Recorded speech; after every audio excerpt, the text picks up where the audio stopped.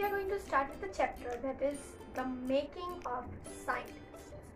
Now, in this chapter, the main character is Richard E. Bright. Now, Richard E. Bright, he is a very curious student. At a very small age, when he was in play school, since then he was really curious, and he used to collect many different things, fossils, different types of frogs, butterflies, and as you can read by the title, as you can see by the thumbnail, he was mainly interested in butterflies. Now, even when we think about butterflies, it makes our face really smile, and he was really passionate about looking to different kinds of butterflies, discovering different types of butterflies, or discovering any different thing. But when he was only in third grade, his father passed away, and after that it was very difficult for her mom to look after him. But her mom, such a noble lady, she looked after him.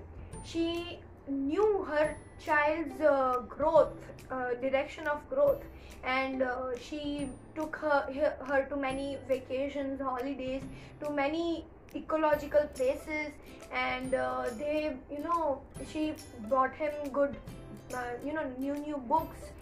She bought him microscopes and many other things which helped him in his experiment. So as Richard E. Bright was growing, his curiosity was also growing, and when he was only in maybe in 5th or 6th grade, he at only that small age he had collected 25 species of butterflies, of monarch butterflies, and he thought that the journey of collecting butterflies his journey of collecting butterflies would end over there. But then his mother brought him the book which was named as The Travel of Monarch 10, and that book encouraged him to even explore more in the field of insectology, or you can say the field of zoology, the science field. Then he got the opportunity. As he was reading the book, it was published that the book readers had to participate in a campaign which was led by Dr. Frederick. Now over here, Dr. Frederick is a knowledgeable person. He is a very phenomenal person, and he had done a great discovery, and he had even launched his book which was named as The Travel of Monarch 10, which was with Richard. Now over here, E. Bright goes to that campaign, and he becomes favorite student of Frederick. Like it is natural. So they did an experiment in which they got to know that the monarch, the pupa grows, it forms caterpillar, and then it forms the butterfly. Now that butterflies travels and they go till Antarctica. So they really wanna know that it was stated that they go till Antarctica and they come back. So what they did is they took many butterflies and they tagged them with colors. Now as they tagged them with colors, they would know with numbers and colors, and they would know that when and where they found that butterfly, at how much of distance, when they would know it. So though it was really tedious job, but they were really curious, and that's why they loved that job and they were continuing it. But E. Bright was little bit bored, because they were not doing anything else, and they were just doing this thing, and that's why he was bored of that. Then he started going to school. Then he again, after the campaign, he again joined the school. Over here in school there was a science fest. Now in science fest, he showed a frog tissue in from a telescope with a really neat display, and he lost the campaign. Now here he realizes that only showing a neat display is not efficient, or is not the only thing that can be done to win a contest. And after knowing this, he had the motivation to again participate into the competition. So that was, in 7th grade, that was all he did. And then he again started researching about new monarchs and new viceroys, new kinds of butterflies. Then during this research, he came to know that there is a viral infectious disease that has been caused into the breed that is monarch butterfly.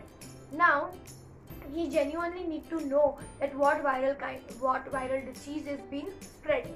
But only this thing that he displayed was that a viral disease is spreading. Now because of what and how, he did not say, and he gave the causes, and it was a very well managed and well displayed with a good content, a very good experiment. And then he won.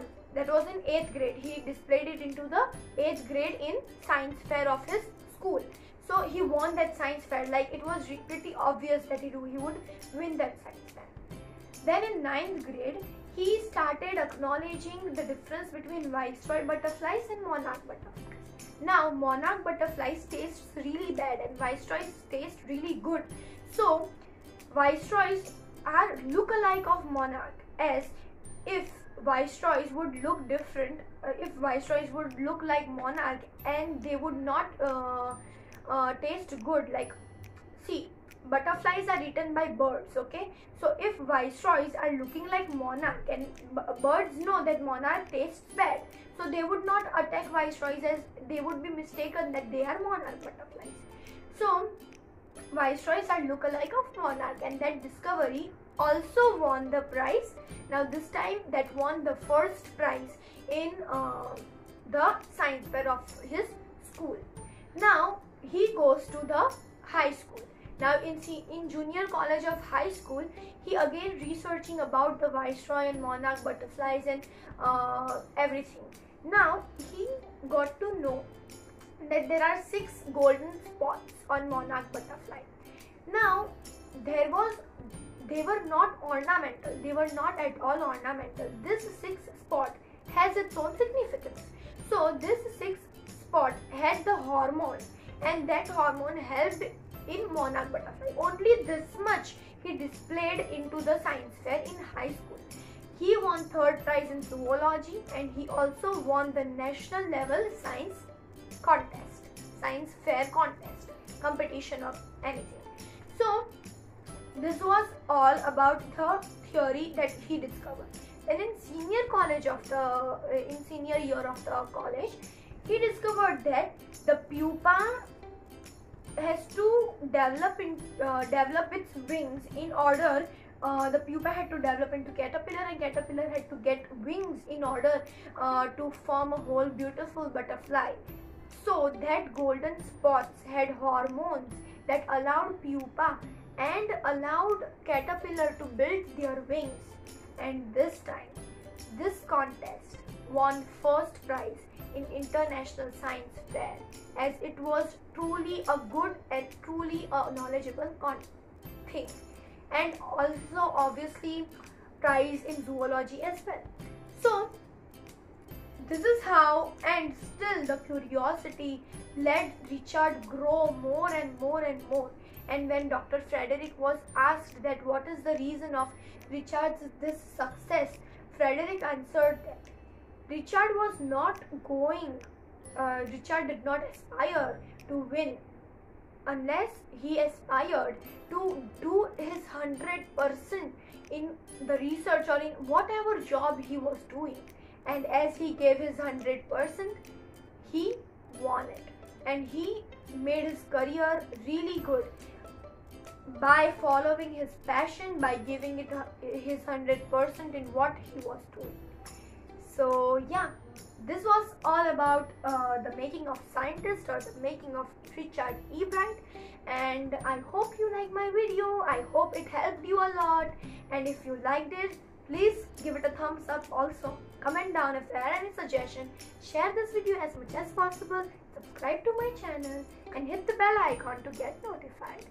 So thank you.